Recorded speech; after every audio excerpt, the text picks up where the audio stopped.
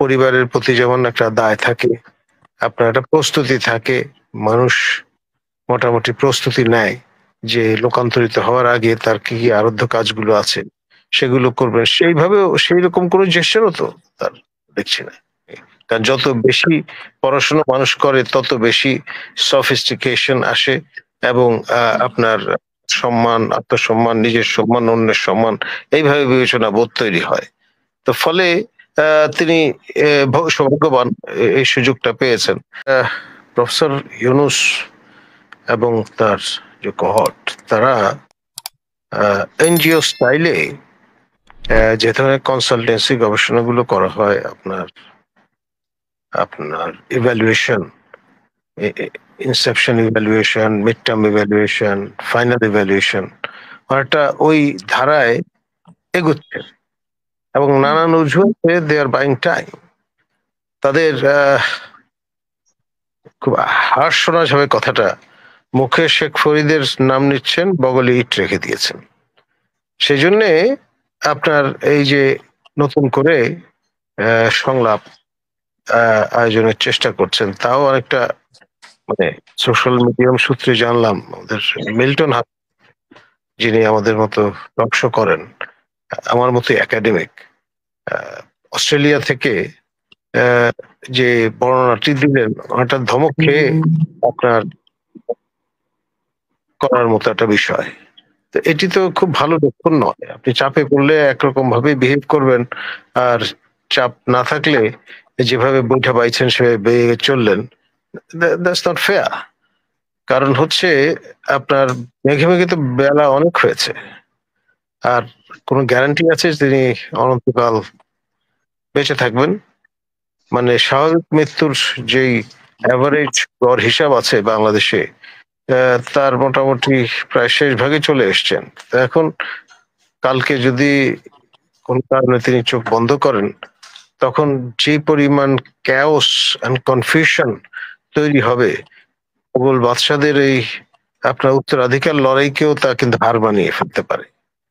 তখন ব্যাপারটা কি দাঁড়াবে? দেশ দশের অবস্থা কোন পর্যায়ে গিয়ে পৌঁছাবে?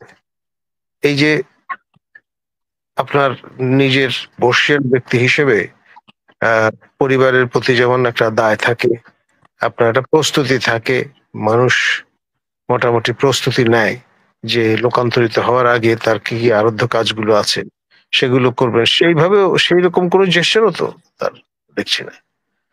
তিনি শুধুমাত্র সময় ক্ষেপণ করছেন নানান অজুহাতে, নানান ভাবে ডিকয় তৈরি করছেন এবং সেই সঙ্গে আপনার যেটা ডিসেপশন বলে, ডিসেপশনে রীতিমতো আরেকটা পিএইচডি দেয়া যেতে পারে ওনাকে, যদি আমরা তার এই বিষয়গুলোকে পাইলটিং এবং আপনার কেস স্টাডি হিসেবে ধরি সেই প্রেক্ষিতে। ধন্যবাদ। না, উনি জাপানে যে কথা বলেছেন, ২ টি কথা উনি বলেছেন। একটা হচ্ছে বলেছেন বলতে উনি পদত্যাগ কেন করতে চেয়েছেন সেটা নিয়ে উনি মুখ খোলেন নাই। যেহেতু উনি দেশে মুখ খোলেন নাই। আরেকটি ব্যাপার হচ্ছে এনসিপি কে উনি একটু এস্টাবলিশ করে তারপরে নির্বাচন দিতে চান। যেটা এতদিন অনেকেই উনার মুখ থেকে শুনতে চেয়েছিল। সেটা উনি বাংলাদেশ না বলে জাপানে বলেছেন। এটা আসলে কেন উনি প্রকাশ করেছেন? মানে উনার সরলতা থেকে নাকি আসলেও উনার ইচ্ছাটা উনি জনগণকে জানিয়েছেন সে জাপানে গিয়ে? তাকে যদি আমরা সরল ভাবি, তার চেয়ে বড় বেকুবি আর কিছু হতে পারে না। ভদ্রলোক নানান আঁকাবাঁকা পথ বেয়ে আজকে এই জায়গাটায় এসে উপনীত হয়েছেন। আমরা যেহেতু এক ধরনের বোকা বনে গেছি পড়াশোনা করবার কারণে।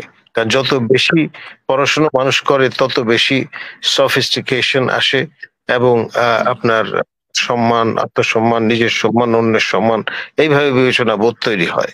তো ফলে তিনি সৌভাগ্যবান এই সুযোগটা পেয়েছেন। দেশবাসী তার প্রতি নানানভাবে ছাড় দিয়েছে, মৌলিক প্রশ্নগুলো তোলেনি। কিন্তু যতই প্রতি সম্মান দেখানো হয়েছে, তিনি আরো সিন্দাবাদের দূতের মতো ঘাড়ে চেপে বসেছেন। ভেবেছেন যে এরা অকাট মুখ্য, নিজেদের আহ, মানে সম্পর্কে ধারণা নাই, আমার সম্পর্কেও ধারণা নাই, সুতরাং I can get away with anything.